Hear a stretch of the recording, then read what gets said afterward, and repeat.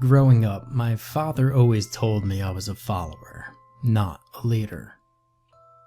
On an almost daily basis, he would say to me, "Boy, you have to forge your own path in life, instead of fooling around with those knuckleheads you call friends." He was, of course, correct. But when I was a teenager, that kind of wisdom went in one ear and out the other. In my mind, I was invincible. I knew everything, and I could get away with anything. And I was wrong. My friends and I fucked with the wrong person. I spent 2 years in a psychiatric facility, and am a shell of a person I was before.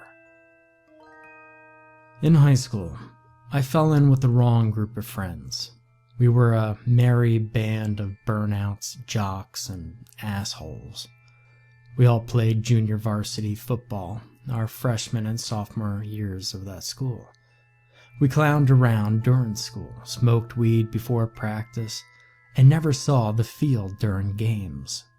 It was no surprise to anyone when we didn't make the varsity team our junior year of school. We suddenly found ourselves with too much free time on our hands. Now that we didn't have to attend football practice for 3 hours each day, we took to hanging out around town after school, smoking and sometimes drinking when we could find someone to buy us booze. Tyler, who was definitely the ringleader of our little group, eventually got us into petty theft. He was your typical spoiled rich kid. His parents were always working, never home, so they bought his affection with gifts, gave him whatever he wanted. So, of course, he grows up to be an asshole. This kid, for whatever reason, loved to steal. It was definitely for the thrill of it, since he had daddy's Amex in his wallet and could buy whatever he wanted. On a typical afternoon, we'd get out of school around 2:30 and drive around town smoking and sometimes boozing. We always rode with Tyler in his brand new SUV. I had a shitty Honda Civic that I bought after a summer of working, while our other two friends, Chris and Ahmed, couldn't afford cars. Tyler would choose a store and give us a laundry list of items to steal. Ahmed would usually be tasked with distracting the clerks, while the rest of us made off with whatever we could get our hands on. We'd then sell whatever we got on eBay and split the profit. I could tell that Tyler was getting bored with the petty theft by the time senior year rolled around. He invited us over one weekend, and I could tell he had something planned by the idiotic grin on his face. We smoked weed, ripped shots of tequila, and played video games until around midnight. Tyler said he was bored and decided that we needed to go for a joyride around town. However, once we were in the car, Tyler drove us farther out into the suburbs, away from town. He refused to tell us where we were going until we stopped outside a large house. He turned to us, motioning towards the dark house, and said, "Yo, this guy is loaded." My dad told me this guy came into his office the other day and insured $500,000 worth of rare coins. Chris pumped a fist in the air and drunkenly slurred, "Hell yeah, man. Screw that guy. Let's get paid." Tyler extended his fist to Chris for £1 and said, "That's my boy right there." And then turned to Ahmed and me and said, "What about you two?" Ahmed looked at me and then down to the floor. I don't know, man. Stealing shit from a store is one thing, but breaking into some guy's house is goddamn serious." Tyler's face reddened, and I could tell he was about to tear into Ahmed. Me, being a spineless shit that hated confrontation, jumped in and said to Ahmed, "Dude, you could buy a sick car for yourself if we get these coins." Tyler regained his composure and said icily, "Y'all need to man up. The guy isn't even home. He's in fucking Europe or some shit right now. Have some faith in me. Have I ever gotten you guys caught?" Ahmed reluctantly agreed to join in, and we passed around the handle of tequila until we had finished it. Tyler pulled out a black bag and passed out black masks and gloves. "Fucking legit," slurred Chris as he pulled on his mask. Tyler smiled and pulled on his own mask. He said, "Okay, here's the plan. We go around the back and check the windows. If they're locked, then we break the glass and let ourselves in." I looked up this guy's insurance application in my dad's office. He has no security system, so we have nothing to worry about. We exited the SUV and crept around toward the back of the house. The windows were all locked, so Tyler picked up a rock and smashed a small hole in the nearest window. We boosted Chris in first, and Tyler told him to scope the place out. "Looks empty," Chris drunkenly yelled out. The three of us standing outside flinched, and Tyler muttered to himself, "Goddamn lightweight." When we're all inside the house, Tyler instructed us to split up and search the first floor. I was searching through a cabinet when I heard Tyler yell at Chris, "Put the speaker system down. We came here for the coins." After 10 minutes, we regrouped and decided to split up. Chris and Ahmed would search upstairs while Tyler and I checked out the basement. The basement door had a thick padlock on it, but Tyler laughed and said, "Why put a padlock on a cheap wooden door? What an idiot." He easily kicked in the door. There was no light switch near the door, so we descended the stairs using the glow from our phones to guide us. A small hallway at the bottom of the staircase led to another room. This room was made of steel. Tyler immediately started kicking the door. He gave up after the third kick and began ramming his shoulder against the door. He slumped to the floor, cursing, after his second attempt at smashing in the door. I was about to suggest to Tyler that we admit defeat and go back upstairs. Maybe we could find something else of value. I stepped forward to jiggle the door handle and found that the door was unlocked. Tyler shot me a dirty look from the floor and said, "Why the hell didn't you tell me it was unlocked?" He pushed past me and through the door. We found ourselves in a small room crowded with trophy cases and paintings on the wall. Tyler stepped closer to one of the trophy cases and found it full of rare coins on display. "Jackpot," he whispered. He opened up the case and began stuffing the coins into his bag. I began looking around the room, guided by the light of my phone, and became increasingly disturbed by what I saw. On the wall were paintings of torture from various time periods spanning the last 1,000 years. One painting showed a young boy being lowered headfirst into what looked like a boiling vat of oil. Another painting depicted a woman being burned alive above a fire, skewered like a pig. Tyler?" I said, my heart pounding. "Shut up and make yourself useful," he snapped. "Check out the other trophy cases." I crept toward the nearest trophy case and aimed the light on my phone towards it. It was full of pictures, dozens of pictures of young men tied up. Some seemed more alive than others. There were missing limbs, tied down to tables, or hung up on the wall. I slowly turned towards Tyler and opened my mouth, but found myself unable to speak. I stared at him stupidly, my head pounding and my stomach knotted. Footsteps on a staircase freed me from my terrified trance. "Tyler, we need to get out of here right now," I croaked. He said, "What's the rush?" Then called out towards the staircase. "Ahmed, Chris, took you clowns long enough. We hit gold down here, boys. Let's spark up a spliff to sell it." The overhead light snapped on, and Tyler and I were momentarily blinded. I started to curse when I heard quiet sobs.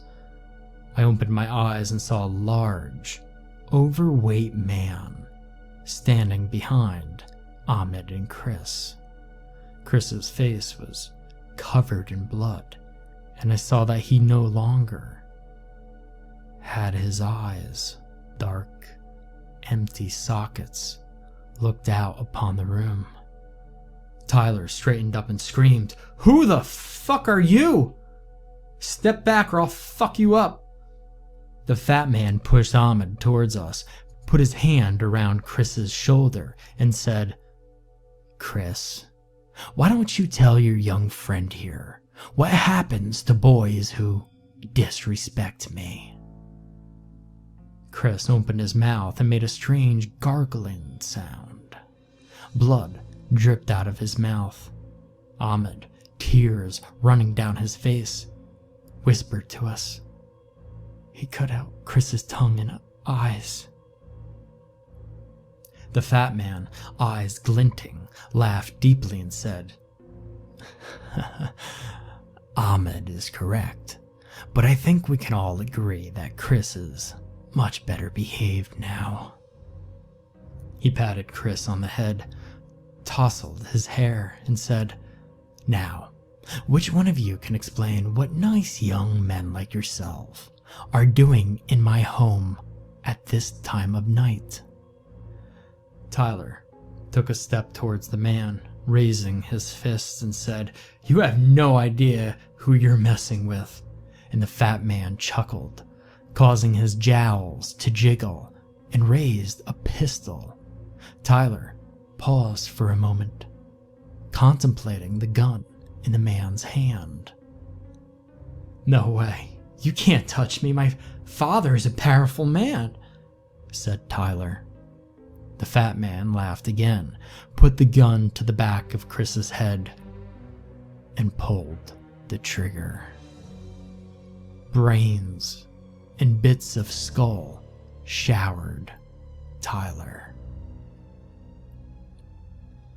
"You boys can call me Mr. G, and you are going to do exactly what I say," said the man. He nodded towards me and said, "You take the painting down behind you and twist the knob."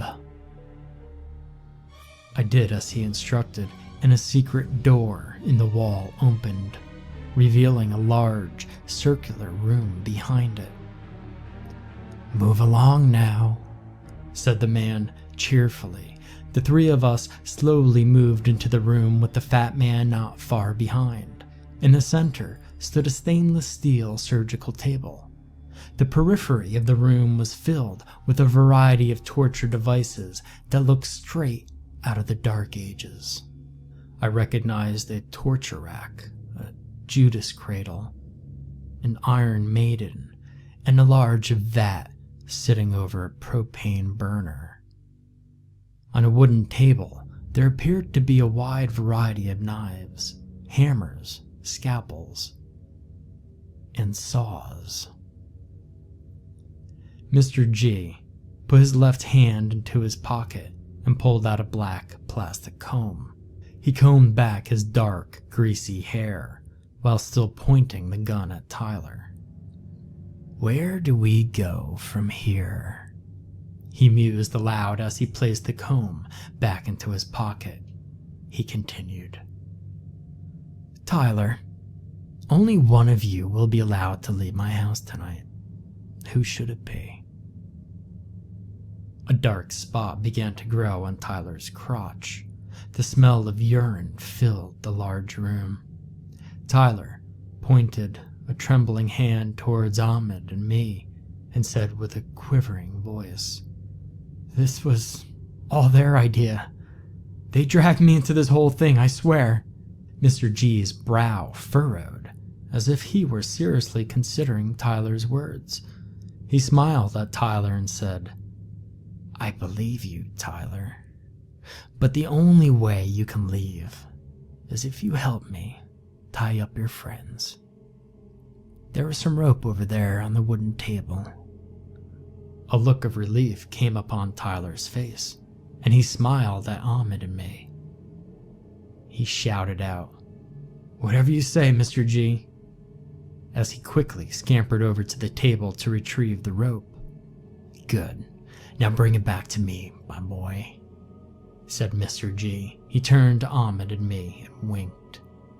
Tyler approached Mr. G, rope in hand, and said, "You know, Mr. G, I told these guys not to mess with a man such as yourself, but they just wouldn't listen." "Yes, I'm sure you did," said Mr. G, as he pulled out a small taser and knocked Tyler unconscious. Mr. G grunted, "You boys stay right where you are," as he bent over to tie up Tyler's hands and feet.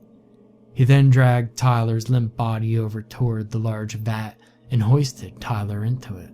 He tied Tyler's hand to a hook hanging over the vat so that Tyler's head would not slip underwater. He leaned down to light the propane burner under the vat and said, "Let's get this soup cooking," more to himself than to Ahmed and me. Mr. G came back to Ahmed and I and asked, "Who's next?" Ahmed and I looked at one another, but said nothing. Tyler had awoken on the other side of the room and began begging for Mr. G to let him go. Please, I'll do anything. Oh, God, it's getting hot. It's burning." Mr. G ignored the pleas and hummed to himself while staring at Ahmed and me. Tyler's pleas became shriller until they turned into gibberish, and eventually, one continuous scream, which lasted for minutes. The screams eventually stopped, and the smell of cooked flesh filled the room. Mr. G returned to the vat and turned off the propane burner. Without warning, Ahmed sprang to his feet and sprinted towards the door. Mr. G cursed and fumbled for his gun, aimed, and fired off a shot, which hit Ahmed in his calf. Ahmed crumbled into a ball on the floor. He only made it halfway to the door. Mr. G walked over to Ahmed, grabbed both of his arms, and dragged him towards the steel table in the center of the room. He looked at me and said, "Lucky man, I'm going to put on a show for you." There were 10 feet away from the table when I made my move. I used every last bit of energy I could muster as I sprinted towards the monster in the middle of the room. He had dropped Ahmed's arms and pulled out his gun. I could feel the bullets whizzing over my head, but the adrenaline surging through my body drowned out any and all sounds. My shoulders connected with the fat man's abdomen, and I pumped my legs, driving him backwards like we were taught during football. We gained momentum as his obese body began to topple backwards. I dug deep to pull up whatever strength I had left. His body slammed into the open Iron Maiden. I released him, and I immediately grabbed the door and struggled to push it shut. I heard a gasp from within the contraption as the spikes bit into his flesh. But he did not scream. Instead, he began to laugh, louder and harder, until the doors were finally shut and the spikes fully impaled his body. And then there was only silence. I turned and retrieved Ahmed, supported his weight against my shoulder. Ahmed and I slowly made our way out of the basement and called the police. The police found a dozen more bodies in a freezer behind the torture room. I was a nervous wreck for years after this incident. Only with intensive therapy have I been able to obtain something resembling a normal life. The deaths of my friends were awful, of course, but the sound of Mr. G laughing during his final moments of life are what haunts me to this day. When I close my eyes to sleep at night, all I see are his eyes twinkling and jowls jiggling as he laughs at the terrible death closing in upon him.